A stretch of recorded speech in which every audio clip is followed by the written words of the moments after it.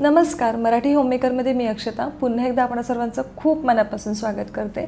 माझ्या एका गोष्टीने तुम्ही नक्कीच सहमत असाल की आजकाल आपलं जे घर आहे ते सर्व सुखसोयीने समृद्ध आहे, पण जे घराला घरपण हवं असतं ते कुठेतरी आता आपल्याला दिसून येत नाही आहे.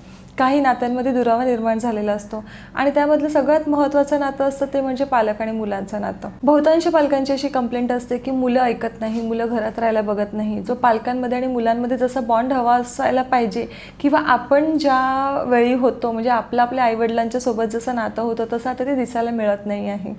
माझं टीचिंग हे प्रोफेशन असल्यामुळे मुलांची सायकोलॉजी मला थोडीफार कळते आणि मी पॅरेंटिंग संबंधित खूप सारे व्हिडिओज बनवलेले सुद्धा आहेत. त्याची प्लेलिस्ट आपल्या चॅनलवरती आहे ज्यामध्ये मुलांचा अभ्यास कसा घ्यायचा किंवा मुलं वयात येताना आपल्याला त्यांच्यासोबत कसं वागायला पाहिजे या संबंधित भरपूर असे मी व्हिडिओज बनवलेले आहेत. तुम्हाला जर समजा पॅरेंटिंग करताना थोड्याफार जरी अडचणी येत असतील तर त्या व्हिडिओचा नक्कीच तुम्हाला फायदा होईल. चला तर मग जास्त वेळ न घालवता आजच्या आपल्या टॉपिकला सुरुवात करूया. प्रत्येक पालकांना वाटतं की आपली मुलं आदर्श असावी, आपण जे सांगतो ते मुलांनी ऐकायला पाहिजे. पण तुम्हाला जर वाटत असेल की आपल्या मुलाने आपल्याला ऐकावं तर सर्वात आधी तुम्ही त्यांना ऐकून घेतलं पाहिजे आणि त्याच्यासाठी मुलांना वेळ देणं खूप गरजेचं आहे. आता मुलांना वेळ देणं म्हणजे नक्की काय असतं बघा. जर समजा आपण वर्किंग वगैरे असो तर आपल्याला जास्तीत जास्त वेळ मुलांना देता येत नाही, कारण आपला संपूर्ण दिवस आपल्या प्रोफेशनल आणि आपल्या घरच्या कामामध्ये सर्व निघून जातो. जर तुम्ही होममेकर असाल तर तुम्ही असा विचार करत असाल की मी माझ्या मुलांसाठी जॉब सोडलेला आणि मी पूर्ण वेळ माझ्या मुलांना देते, मी माझ्या मुलांचा अभ्यास घेते, त्यांचं सर्व करते, म्हणजे त्यांना मी लहानाचं मोठं होताना बघते. पण आपण एक गोष्ट ही नोटीस नसेल केली की आपण पूर्ण दिवस जरी घरात असलो तरी जसा क्वालिटी टाईम आपण मुलांसोबत स्पेंड करायला पाहिजे तसा करत नाही. त्यातून जवळजवळ 15 ते 20 मिनिटं किंवा अर्धा तास तरी मुलांना ना त्यांना काय म्हणायचं आहे ना ते ऐकून घ्यायला पाहिजे. आणि माझ्या मागच्या सुद्धा एका व्हिडिओमध्ये सांगितलं होतं की मुलांकडे आपल्याला सांगण्यासाठी खूप काही असतं, फक्त त्यांचं ऐकून घेण्यासाठी आपण अवेलेबल असले पाहिजेत.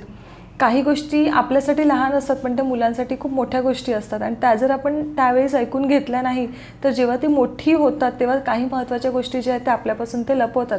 त्यांना असं वाटतं की माझ्या गोष्टी ऐकण्यामध्ये कोणालाच इंटरेस्ट नाही आहे तर मी कशाला सांगू, आणि मग त्या गोष्टी ते शेअर करण्यासाठी इतरांचं कोणाचं तरी काय म्हणतो आपण इतरांचं ते आधार घेतात, जसे की त्यांचे मित्रमैत्रिणी वगैरे. आणि कधी एखाद्या गोष्टी जसं सोल्युशन त्यांना पाहिजे असेल तर एखाद्या चुकीचा सल्लासुद्धा त्यांना त्याच्यातून मिळतो. त्याच्यामुळे मुलांचं ऐकण्यासाठी किंवा मुलांशी संवाद साधण्यासाठी त्यांच्यासाठी वेळ काढणं खूप गरजेचं आहे. पॅरेंटिंग करताना कधी आपल्याकडून काही चुक्या होतात आणि त्या चुकांमधून नक्कीच आपण शिकत असतो. आणि त्याच्यातली एक चूक म्हणजे की आपण घेतलेला प्रत्येक निर्णय मुलांवरती थोपवणं. मला माहिती आहे की कोणतेच पालक आपल्या मुलांचा वाईट विचार करत नाही, सगळे जण त्यांचा चांगला विचारच करतात. पण कधी काही जे छोटे मोठे निर्णय असतात ना ते मुलांना स्वतःला घ्यायला सुद्धा सांगायचे. आता फॉर एक्झाम्पल त्यांच्या स्कूलमध्ये कधी कॉम्पिटिशन्स वगैरे असतात आणि आपल्याला असं वाटतं की अरे नाही, माझ्या मुलाने किंवा मुलीने प्रत्येक कॉम्पिटिशनमध्ये सहभाग घ्यायला पाहिजे किंवा त्यांना चूज करायचं असतं की इधर ड्रॉइंग कॉम्पिटिशन आहे की सिंगिंग कॉम्पिटिशन आहे, आणि आपल्याला वाटतं की नाही माझ्या मुलाने किंवा मुलीने ड्रॉइंगमध्ये घ्यायला पाहिजे किंवा सिंगिंगमध्ये घ्यायला पाहिजे. तर तसं न करता काही जे डिसिजन आहे ते त्यांना घेऊ द्या. कधी त्यांचे डिसिजन चुकीचे सुद्धा असू शकतात. मग जर समजा तुम्हाला वाटते की त्यांचं एखादं डिसिजन चुकीचं आहे तर ते निगेटिव्ह वेने न सांगता का पॉझिटिव्हली तुम्ही कसं त्यांना सांगू शकतात की बाळा तुझे डिसिजन घेतलेलं आहे ते खूप छान आहे, मी अप्रिशिएट करतो, पण याच्यामध्ये असे तुला अडचणी येऊ शकतात, मग त्या तू फेस करायला तयार आहे का.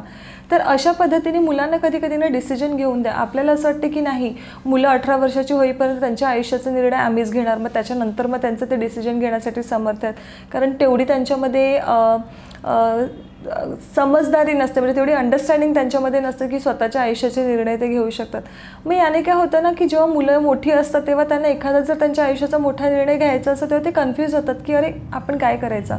आता काही डिसिजन घेताना मुलं चुकतात सुद्धा, तर त्या चुकातून त्यांना शिकायला सुद्धा मिळतं आणि आपल्याला सुद्धा माहिती की अनुभवातून आपल्याला प्रत्येक गोष्ट शिकायला मिळते. मग जेव्हा असे काही जे छोटे मोठे निर्णय असतात, मी असं नाही सांगत की खूप मोठा निर्णय तुम्ही मुलांवरती सोडून द्या आणि त्यांना घ्यायला सांगा, पण आपण लहानपणापासूनच जर मुलांना सांगितलं की हे असं आहे, तुला काय याच्याबद्दल वाटते, फील होतं की आम्ही सुद्धा इम्पॉर्टंट आहेत, आम्ही जे विचार करतो की आमचे जे व्ह्यू पॉईंट आहेत ते सुद्धा मॅटर केले जातात. आणि मग असं करता करता त्यांची सुद्धा मग ती आपण बोलतो ना एक प्रॉब्लेम सॉल्विंग जी ॲबिलिटी असते ती सुद्धा डेव्हलप होण्यास मदत. मुलांच्या मनात पालकांबद्दल विश्वास असणं खूप जास्त गरजेचं आहे. आता विश्वास म्हणजे कोणता? जर समजा मुलांकडून एखादी चूक झाली, शक्यतो जेव्हा मुलं टीनेज वयामध्ये येतात तेव्हा त्यांच्याकडून काही ना काही चुका होतच असतात. कोणाचीच मुलं टीनेजमधून इझिली निघतात असं नाही आहे. जर तुम्ही आपल्या काळामधून जर समजा तुम्ही ते कंपेअर करण्याचा विचार केला तर तो जमाना टोटली डिफरंट होता. आजकालची जी मुलं आहेत ती सोशल मीडियामध्ये जास्त इन्व्हॉल्व आहेत, म्हणजे व्हर्च्युअल जगामध्ये ती जास्त इन्व्हॉल्व आहेत. त्याच्यामुळे मुलांकडून चुका होणं हे साहजिकच आहे. पण त्या चुकांमधून जर समजा त्यांच्याकडून एखादी चूक झाली आणि ती चूक कन्फेस करणं ही सगळ्यात महत्त्वाची गोष्ट आहे. कारण जर मुलांकडून चूक झाली तरच आपण त्यांना त्याच्यातून बाहेर काढू शकतो. आणि ही चूक एक्सेप्ट करण्यासाठी की बाबा माझ्याकडून एखादी चूक झालेली आहे आणि हे मला तुम्हाला सांगायचं आहे, तर याच्यासाठी मुलांच्या मनात पालकांबद्दल विश्वास निर्माण होणं खूप गरजेचं आहे. आणि हा विश्वास कधी निर्माण होऊ शकतो?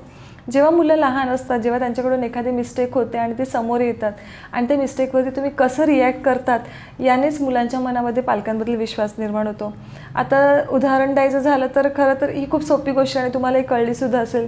जर समजा मुलाने एखादी चुकून कोणाची वस्तू घेतली असेल किंवा कोणाचे पैसे वगैरे जर चोरले असतील आणि हे जर तुम्हाला कुठून माहिती पडलं किंवा त्यांनी समोरून जर कन्फेस केलं आणि जर त्याच्यावरती जर तुम्ही त्यांना मारलं तर नेक्स्ट टाईम जेव्हा त्यांच्याकडून एखादी कोणती चुकी होईल तर ते नक्कीच तुमच्याकडे येणार नाही. पण जर समजा उलटपक्षी तुम्ही त्यांना जर प्रेमाने समजवलं की बाबा ही गोष्ट चुकीची आहे आणि तो ही नाही करायला पाहिजे, तर त्या मुलांना ती गोष्ट कळेल. आता बघा, आता ह्याच्यामध्ये आपण त्यांना शिक्षा देऊ शकतो, पण शिक्षा मारून किंवा हे सर्व करून नाही.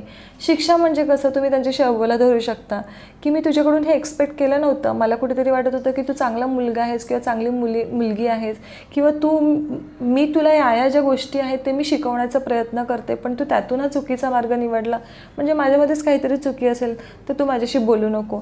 अशा ज्या काही गोष्टी असतात त्या आपण मुलांना एक शिक्षा म्हणून देऊ शकतो, जेणेकरून त्यांनासुद्धा रिअलाईज होईल.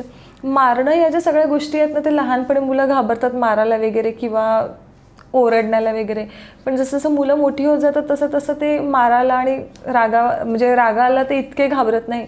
त्याच्यामुळे अशा काही छोट्या छोट्या ज्या शिक्षा असतात तर आपण मुलांना देऊ शकतो. आणि तेच आहे की प्रत्येक मुलांकडून चूक होते, फक्त एवढंच की ती चूक त्यांनी पालकांपुढे जर एक्सेप्ट केली तर मला असं वाटतं की ही सगळ्यात मोठी गोष्ट आहे. आणि त्याच्यामध्येच आपण सांगू शकतो की आपण जे मुलांना व्हॅल्यूज देतो तर त्याच्यातून काहीतरी नक्कीच ते शिकण्याचा प्रयत्न करत. तर तुम्ही असे पेरेंट आहेत ज्यांनी मुलांना मोबाईलपासून दूर ठेवलेलं असेल, तर मुलांच्या नजरेमध्ये शक्यतो आजूबाजूच्या दुनियेत काय चाललेलं आहे ते त्यांना नाही कळत, कम्पेअर टू अशी मुलं जी सतत मोबाईलमध्ये असतात.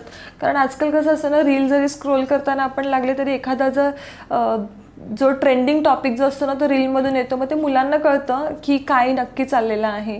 जसं की मुलींच्या किंवा मुलांच्या बाबतीमध्ये सेफ्टीचा विषय म्हणा किंवा काय असेल, तर मुलांना ना एकदम पण शेलमध्ये ठेवू नका की अरे नाही मी माझ्या मुलीला या सर्व गोष्टी सांगत नाही किंवा माझ्या मुलांना मी या गोष्टी सांगत नाही.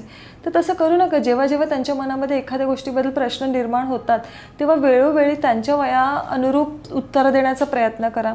फॉर एक्झाम्पल, मी या संबंधीमध्ये सेक्स एज्युकेशनवरती सुद्धा व्हिडिओ बनवलेला आहे की वयात येताना मुलांना लैंगिक शिक्षण कसं द्यायचं किंवा मुलांना पिरियड्सबद्दल कसं सांगायचं. आपण जनरली मुलींना पिरियड्सबद्दल सांगतो पण मुलांना नाही सांगत, तर ते कसं सांगायचं त्यासंबंधीसुद्धा मी व्हिडिओ बनवलेले आहेत. तर मुलांच्या प्रत्येक प्रश्नाची त्यांच्या वयानुरूप उत्तरं देण्याचा प्रयत्न करा, जेणेकरून त्यांना असं नाही वाटणार की अरे माझे जे प्रश्न आहेत त्यांची उत्तरं मला कुठून मिळतील.